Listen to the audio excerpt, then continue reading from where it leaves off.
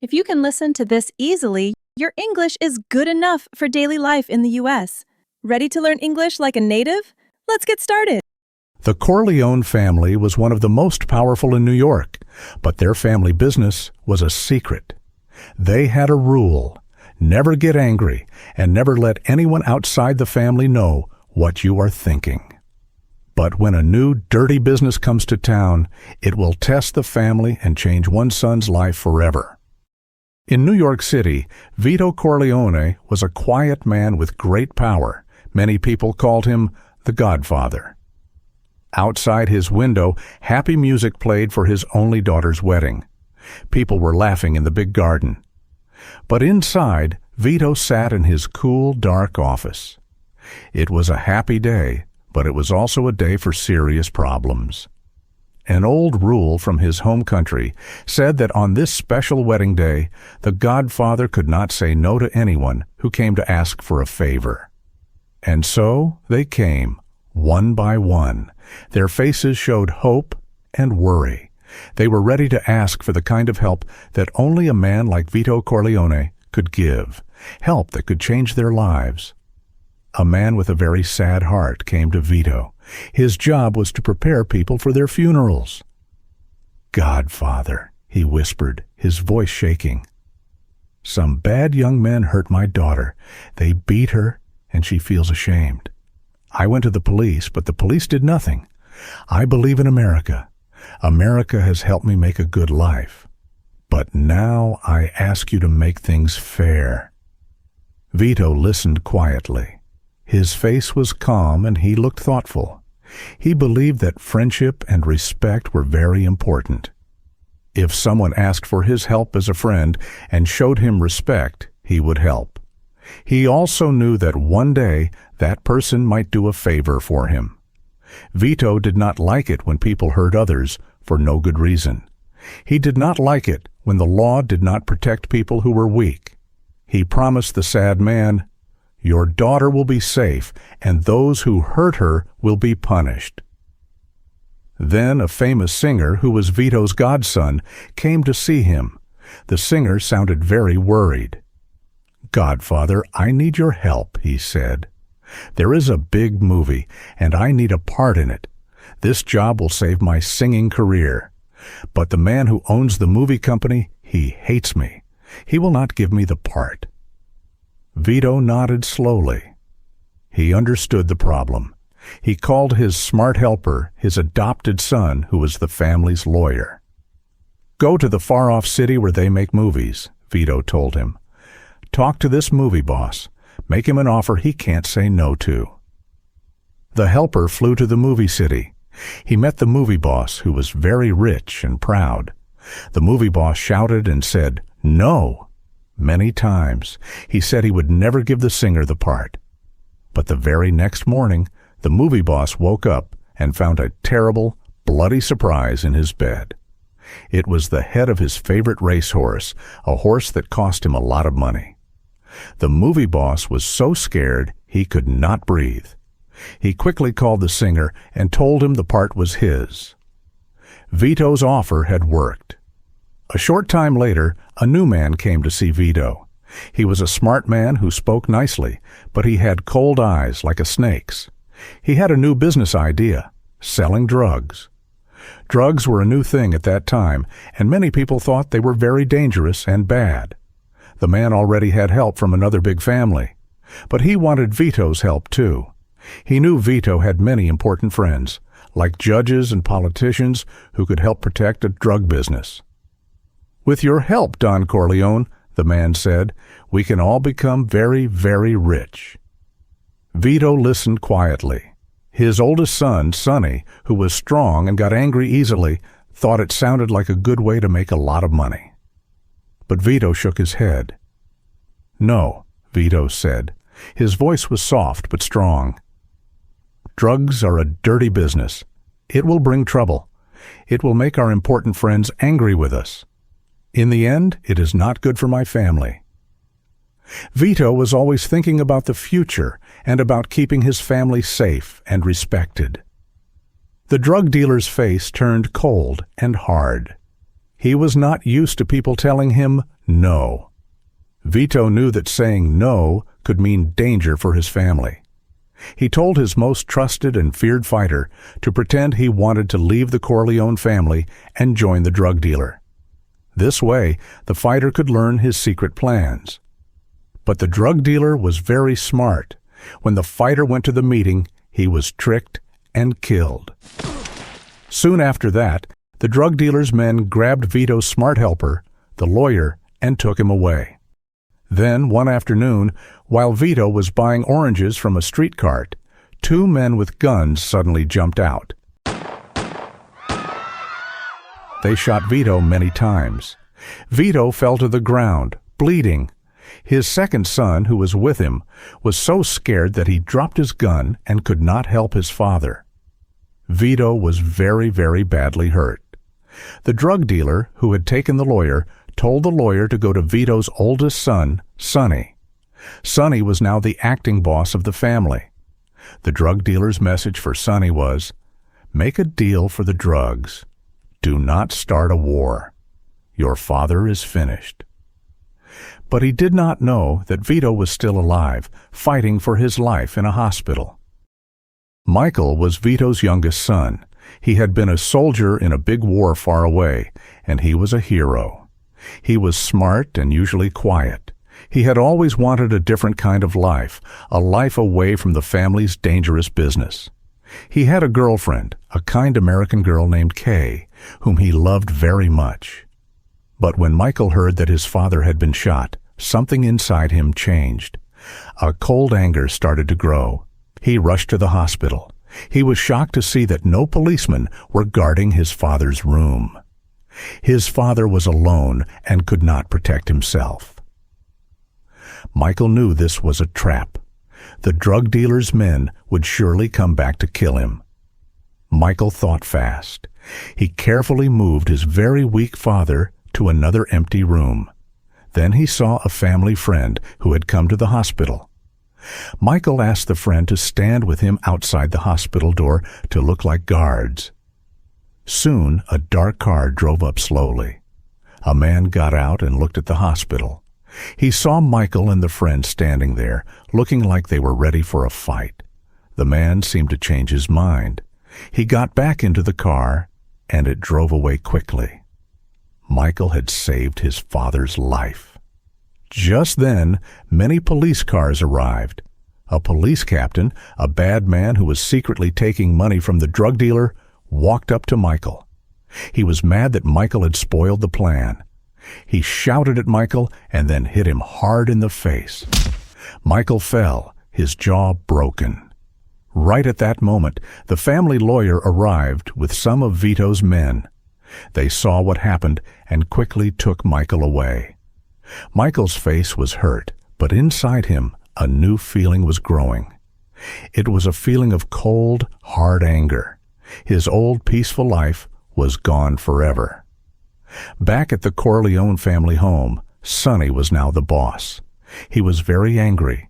He wanted to get even for his father. He shouted orders and prepared to fight the drug dealer. The city became a very dangerous place. A war started between the big families. The drug dealer began to worry. He knew Sonny was too angry to talk. So he asked to meet with Michael. He thought Michael was different and would want peace. But Michael surprised everyone. "Let me meet the drug dealer and the bad police captain," Michael said. His voice was quiet, but his eyes were like ice. "I will end this. I will stop them both for good." Sonny and the others were shocked. "You can't do this, Michael," Sonny said, worried. "I know how," Michael said calmly. They made a very secret and dangerous plan. Michael would meet his enemies in a small restaurant. Someone would hide a gun for him in the bathroom. Michael went to the meeting. He looked very calm. He sat at a table with the drug dealer and the bad police captain. Then Michael said, "I need to go to the bathroom." In the bathroom, he found the gun. He took a deep breath and walked back to the table. Just then, a train roared by outside. In that moment, Michael stood up. He pulled out the gun. He shot the drug dealer. He turned and shot the bad police captain. He dropped the gun and walked out of the restaurant. He had taken down his family's biggest enemies. But now, Michael was in great danger. He had to disappear. The family sent him far, far away to his father's old village in Sicily. Back in America, a terrible war was going on. Sonny, Michael's older brother, was the main leader now, but he had a very hot temper. One day, Michael's sister cried that her husband was being mean to her again. This was part of a mean and clever plan. His sister's husband was trying to make Sonny angry on purpose. He was secretly working with another powerful family who wanted to destroy the Corleones. Sonny, burning with anger, did not see the trap. He jumped into his car and raced off by himself.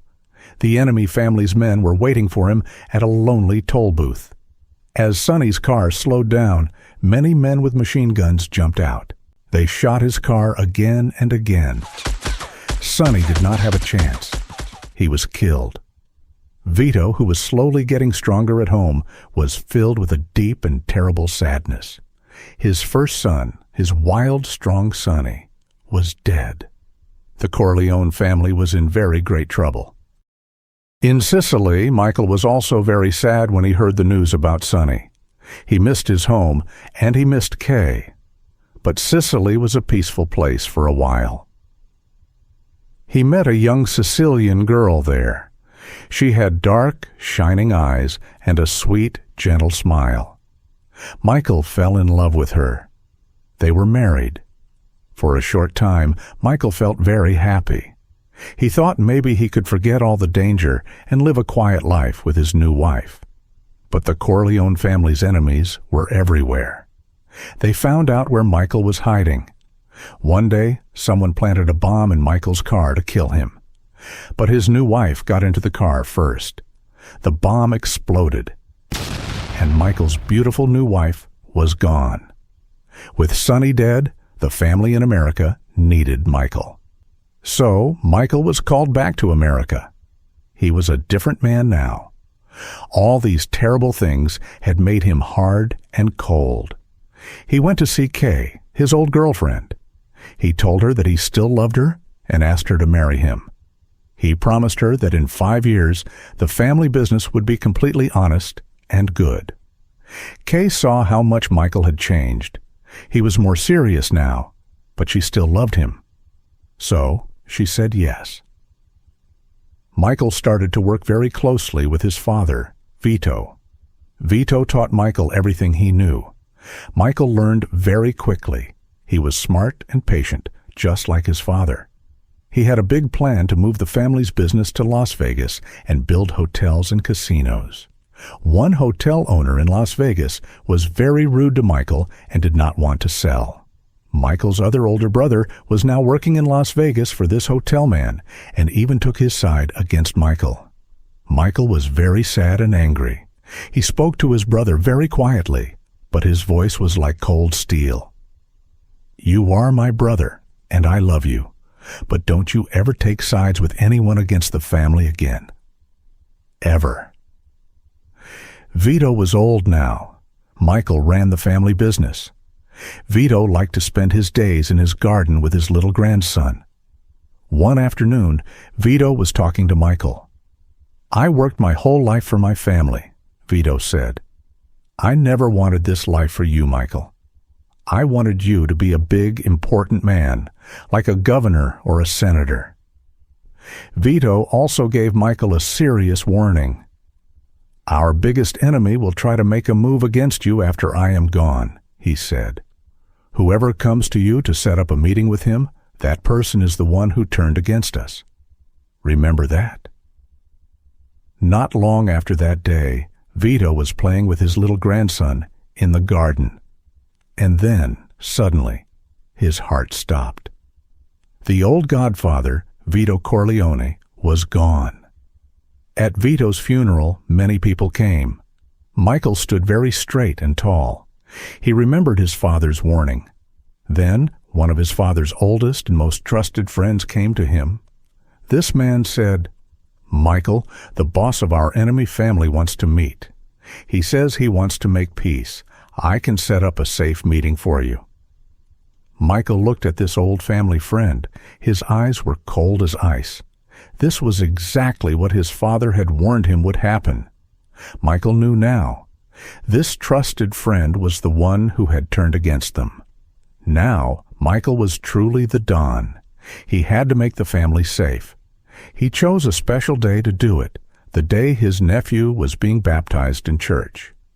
Michael was going to be the baby's godfather. As Michael stood in the church, the priest asked him, "Do you turn away from Satan?" Michael said clearly, "I do." And at those very same moments, his most loyal men were visiting all the Corleone family's enemies. The rude hotel man in Las Vegas was killed. The heads of the other big rival families were killed, one by one. The trusted friend in Michael's own family who had turned against them was killed. And the powerful enemy boss who had caused so much pain was killed too. Even Michael's sister's husband, the one who had hurt her and helped cause Sonny's death, paid the price. One by one, all the threats to the Corleone family were taken care of. Later that day, Michael's sister ran into the house. She was crying and screaming. She knew her husband was gone. She pointed a shaking finger at Michael.